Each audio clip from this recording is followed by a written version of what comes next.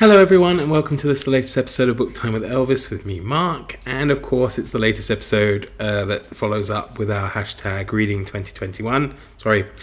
Europe 2021 challenge. You'd think I'd know that without any problems by now, wouldn't you?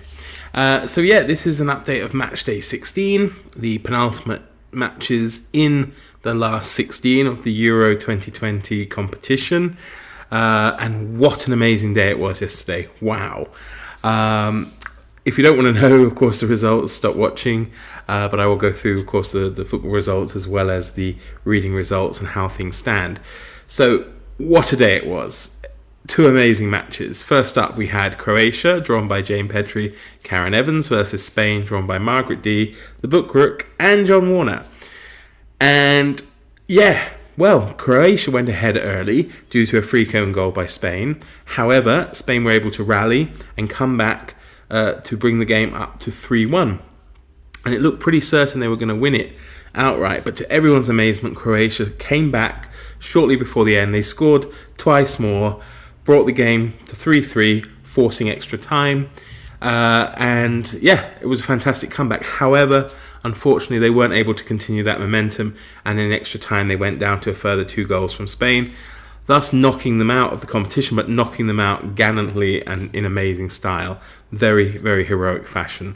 So Spain goes through, Croatia goes home, and the reading result is, of course, that Jane Petrie and Karen Evans will now join Margaret D, the book Rook, and John Warner, all on Spain. So that's now 5 people on Spain. So the teams are getting much bigger now. So this is getting very exciting.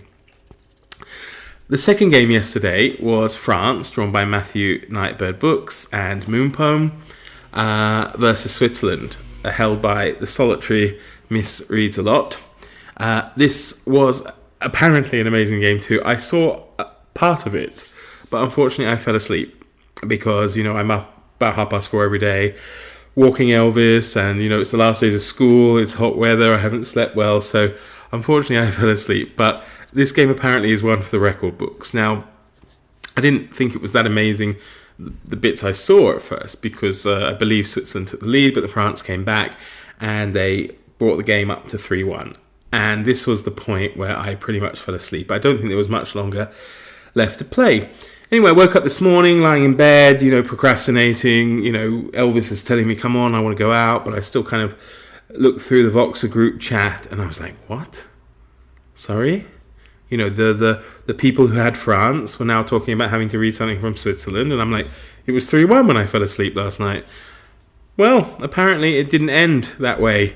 I saw the highlights this morning, of course, but my goodness, it was fantastic. Absolutely astonished, shocked, and amazed. So France were knocked out.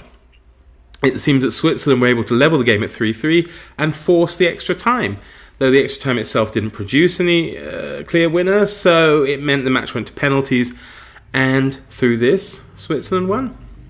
France scored 4 of the 5 penalties, Switzerland scored 5 of the 5 penalties, so Switzerland continue, and France goes home. The world champions go home.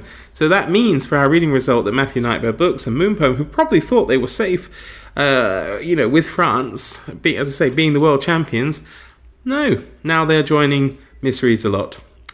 So they're now 3 people. 3 people, yeah. It's the Czech way. Yeah, I don't know. I would always go like that, or 3 like that. But for some reason, I pick up these habits. So there are 3 people now on Switzerland. So this is getting extremely exciting, and it's a great tournament and very unpredictable. And it means we're all getting to read new and interesting stuff, and especially as these smaller teams, go through, it makes it more interesting for us. There obviously is a bit of a correlation between the bigger teams, because they obviously have more population, a bigger kind of more widely spread culture, so we maybe have more exposure to their books. But when these smaller countries like Denmark or the Czech Republic even find themselves through, more and more people are now having to turn to reading their books and their literature. So this is fantastic, really. So today sees the last of the last 16 matches, and let's hope they're just as exciting. First up, England, drawn by Sonia Devaney and Saya Jane Vermeer, versus Germany, drawn by yours truly, Book Time with Elvis. Very difficult for me. I'm quite happy to lose this one. I've read my German books, and I am an Englishman. Everything aside, I am an Englishman. So I want England to win. I'm not gonna lie. I'm not sure they will, but I do want them to win. So we'll see what happens there. And that's followed later on this evening by Sweden, drawn by Zosia Melodia and Hester Dunlop, versus Ukraine, drawn by Katja Read Write Create and Barter Horde. So I think that will be a very intriguing match, that one. So I look forward to that if I can stay awake. Obviously, it's good luck for the games if I fall asleep, because they tend to be very exciting when I do. But anyway, this is fantastic. So thank you very much for watching. I'll be back tomorrow with another update, and look forward to seeing you all again soon. Take care, everyone. Bye-bye.